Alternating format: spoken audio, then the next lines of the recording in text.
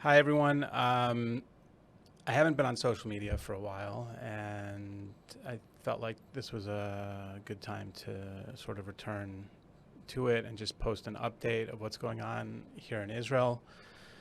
As I'm sure every one of you know and have seen photographs, videos of what has happened here in Israel.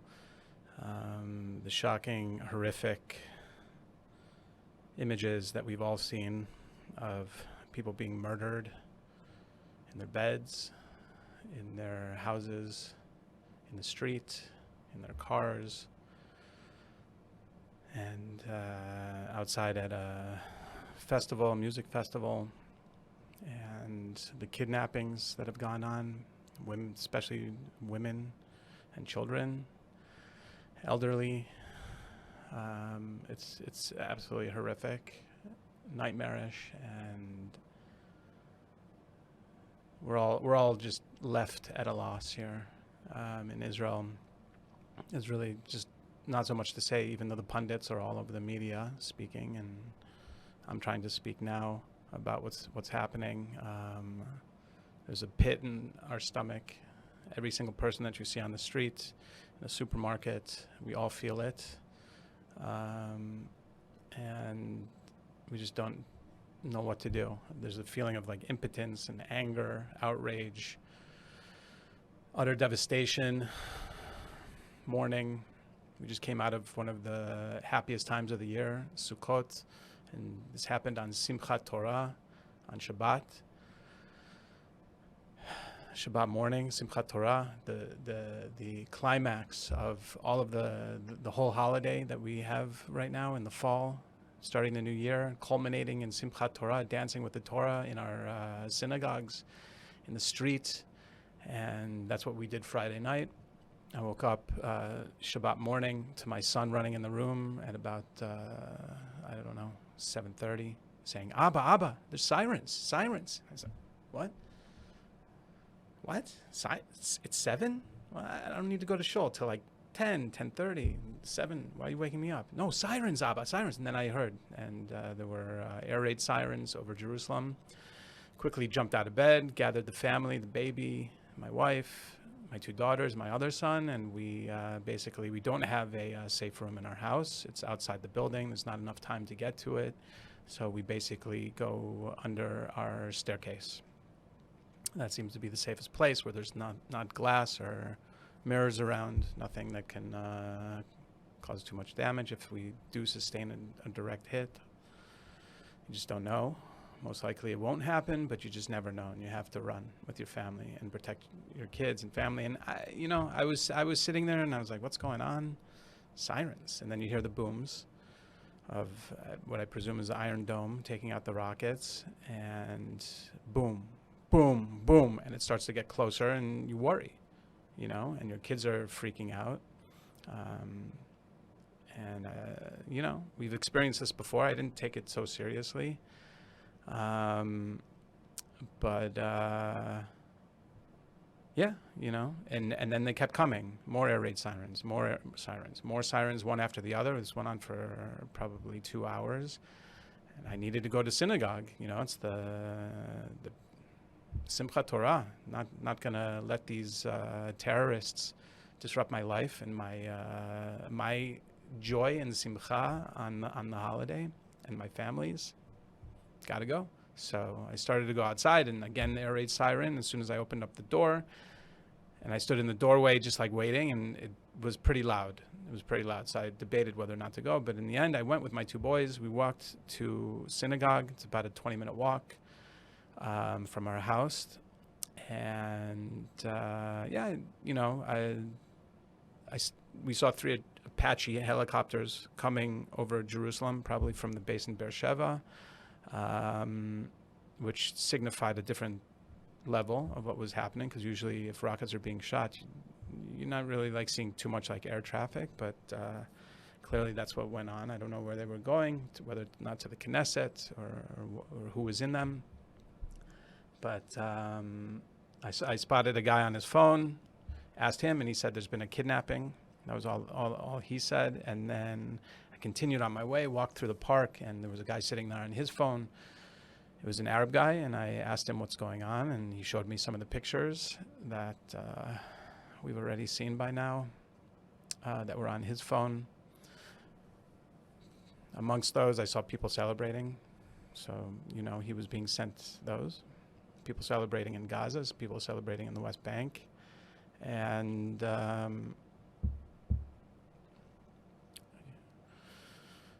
Arab terrorists with bodies of Jewish soldiers with their feet on the necks of dead Jews. Pretty horrific stuff. You want to cry when you see stuff like that. And I left. I walked with my sons, went back, got to the synagogue. There were all kinds of stories floating around there. We were in the middle of the Amidah, the Shemona Esrei prayer. When you can't move, you have to stand in one place and say the prayer, and you can't talk. It's a silent prayer. And another siren went off. No one moved. Not one person in the synagogue ran for cover or moved. We all just stood there praying to God, knowing and having faith that nothing's going to happen to us. Nothing did, and we continued, and we danced with the Torah, and we said L'chaim, and we had a whole big kiddush, and it was beautiful. There weren't as many people as there usually are, but it was still beautiful. A lot of people came. And you continue to hear more stories about what was happening in the kibbutzim in the south, Sderot specifically, that there were terrorists walking around the streets just shooting people, and there were bodies all over the place. And it was pretty, you didn't know if that was true, because it was just too unbelievable. Like, how could that possibly be? Where's the army in all of this? How could that possibly be? It didn't make sense. That can't be true. That's a rumor. But as we all found out after Chag, it was not a rumor. And it was worse than we could have imagined.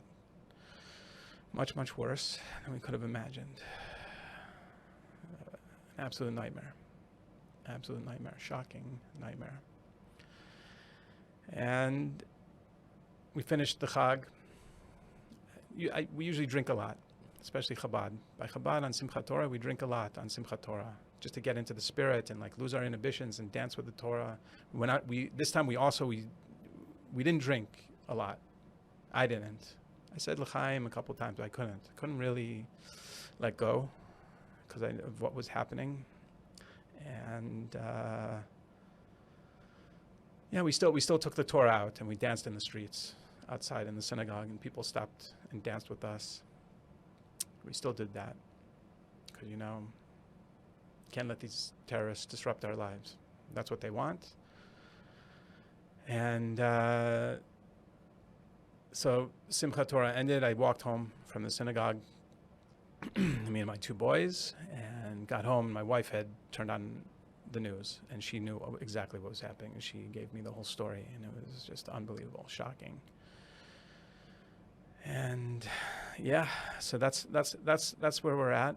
I found out exactly what was going on, and I was glued to my computer till about 4 o'clock in the morning, Googling everything, watching the news, trying to see what had happened. The images coming out were too horrific to imagine. Little children being held hostage in Gaza, this little boy being surrounded by Arab children, smacking him around. Must have been 7 years old. Could have been my son, could have been your son. Terrified, obviously. Who knows what his fate will be. And many others. The young lady carried off on a motorcycle while her boyfriend was being carried away and could do nothing to help her. Being driven away by terrorists, animals, screaming, "Don't kill me, don't kill me." Who knows what happened to her? We saw pictures later on of her sitting in Gaza, drinking water, because they're so humane. These terrorists are so humane. They give hostages water. Wow, so kind. We know what happens in war to women, especially. Don't have to go into that, but we know. And we know what these people have done beforehand. They claim to be moral, upstanding, freedom fighters, you want to call them. We know what they are. We know what they are. They're animals at the end of the day. At the end of the day, they're not quite human. Not all the way. They look like humans, but they're not. They have like this animal instinct in their hearts that is murderous and wants to kill Jews at any cost. And we've seen that. And we've known that. Anyone who's lived in Israel and has been interested in Israel and has come here to visit, who hasn't visited, every Jew, every lover of Zion, of Zion, every lover of Israel knows what we've been up against and who these people are. They've done it before. The 3 boys that were kidnapped and murdered. I mean, the Fogel family, I can't even, who were murdered in their beds, I can't go into all of the events that have happened over the decades that we've been dealing with this and these people. Decades of murdering us, and okay, Israel responds, and the international community gets upset with us when we try to be as careful as we can when we retaliate, because that's all it is. It's always been a retaliation since the founding of the state, and even before that, you can go back to coming out of Egypt, if you want to go that far, with Amalek, and how Amalek attacked us from behind. All of the old and weak Jews that were walking out of Egypt, they attacked them first. And we see the same exact thing happening here.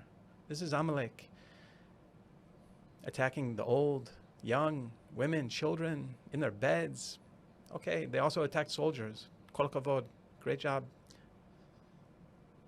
These are despicable human beings, and this is Amalek, and this is Nazism, Islamofascism that has invaded the Arab world. Unfortunately, it was brought in by the Arabs in the Second World War. That fascist ideology, and this is what Hamas is. It's radical Islam, ISIS, Hamas, Hezbollah, Islamic Jihad. The list is endless of these Islamofascist regimes who just want to kill Jews. Iran, obviously Iran. And to speak of Iran, Iran's fingerprints are all over this. It's very obvious. The tactical nature of everything that went on, the equipment that they were provided, the drone usage, the filming of all of it. It's got Iran's fingerprints all over it. And everyone knows that Iran has been supporting Hezbollah and as a proxy in Lebanon and Hamas in Gaza. And there were high-level meetings between officials from Hamas and in Iran recently. And this has been going on for a while. And this was a planned, obviously, very well planned infiltration and murderous rampage. And that's what we're in now. And I can tell you, me personally, I'm just absolutely devastated. My kids are terrified. I feel utterly let down by the government and the army, even though I support the army wholeheartedly. These are our sons and daughters that are down there now. It's probably going to be a ground invasion. We're going to lose more. We're going to lose more soldiers in the coming days and weeks, obviously. And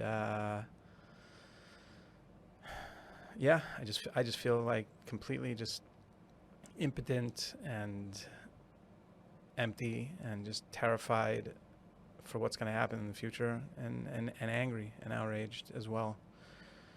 And we need to get all of our people back out of Gaza, first and foremost. You have to get them out. Those are innocent civilians. Over 150. We still don't have numbers. We don't know. It could go as high as 200. The death count still increases day in and day out because they didn't want to, as they discover more and more bodies, and also, they didn't want to shock everyone too much. You can't just throw up a number like 1,000 dead Jews in the south. So slowly you increase it, not to freak out the public too much, although everyone's already freaked out, clearly. But We have to get our people back. We have to get every last Jew out of Gaza, every last baby, every last young boy and young girl that was taken, kidnapped by these animals. We have to get them back. I don't know how you do that. I mean, I do know how you can do that. You can empty out every Palestinian jail, every jail that we have in Israel. You give back every single prisoner, every single one of them. You get every Jew back, you give back every single prisoner in this country, every last one. Empty the jails. You put them on buses and you send them to Gaza. And the second you have every last Jew who was kidnapped out of there, you flatten Gaza. Flatten Gaza. Parking lot. They want to call this Operation Iron Sword or whatever. I call it Operation Parking Lot. And that's what I've been telling my kids. This is Operation Parking Lot. You flatten Gaza, every last building. You can tell the population there who elected Hamas in 2007, you tell them, okay, these are your routes of safe passage. This is where you will be safe. There'll be a little bit of a buffer in the south by Egypt, and you flatten it completely. And then you take it. You take that territory. You take it over completely. You build in it. Beachfront property. There's a housing problem in Israel. That'll help. You absolutely retake Gaza. Those people have forfeited their right to be in this area and to be in that land. They've been shooting thousands of rockets at us for years. After we left in 2005, we left. We gave it back to them. We gave them like all the agricultural equipment. They could have done anything they wanted, but they chose to elect Hamas, terrorist organization, who are just bent on wiping out the Jewish people. We've seen that before in history. We've seen it. It's nothing new. And we know what Iran wants to do, and their capabilities now that America released $6 billion to the Iranian regime recently. We know where that money goes. We saw it. We saw where the Iranian money goes that America gave them. We saw where it goes. It goes into drones and into guns and into equipment and all of that. So we know what's happening.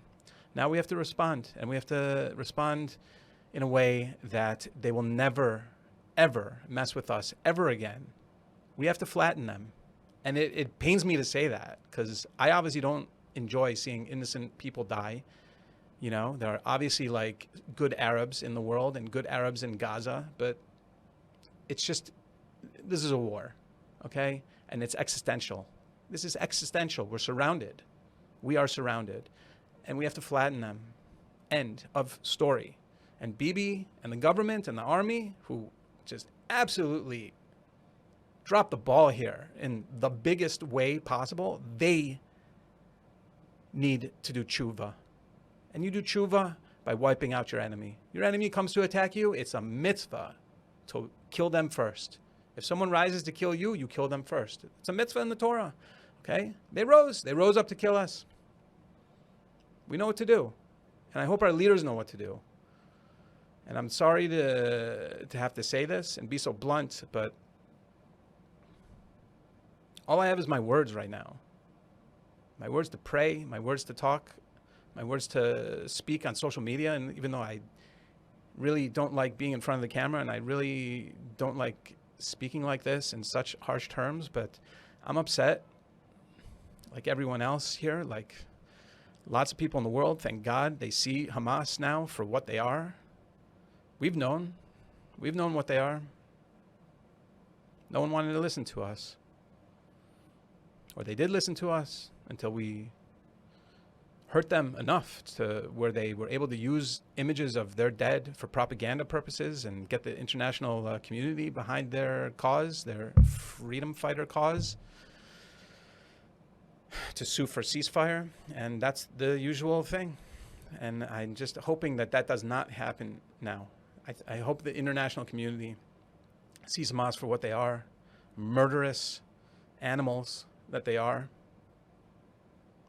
to take elderly women and children. We don't even know the whole story yet. The numbers keep climbing. We don't know. But what we do know is that we have to respond, and we have to be strong, and we have to wipe our enemies out completely. And I might do this again. I wanted to do it now. I just feel like I have like so much to say, and just praying for our soldiers down south and also up north, because we know Hezbollah has opened up a northern front, trying to at least. Just praying for our soldiers that they should be successful in their actions. Hashem should bless each and every one of them to protect them, bring them home safely, our sons and daughters who are fighting now, and give the government the right strength and resolve to finish this once and for all. You rip the Band-Aid off. The end, good night. You don't have to worry about that threat anymore in the South, because this is unacceptable, a horrific nightmare for all of us. The pain that we feel, the frustration, it's just unacceptable. It has to be finished, and all of us want that. And I just, Bibi and the government and whoever, do it. Just do it. Right? Like the Nike slogan, just do it. Just get rid of the enemy. Just do it.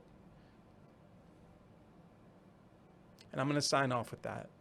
And I'm going to try do this again, but coming to you straight from Yerushalayim, the holy city of God, the holy country of God. We know the truth. We know the truth. And these people are all about lies and death.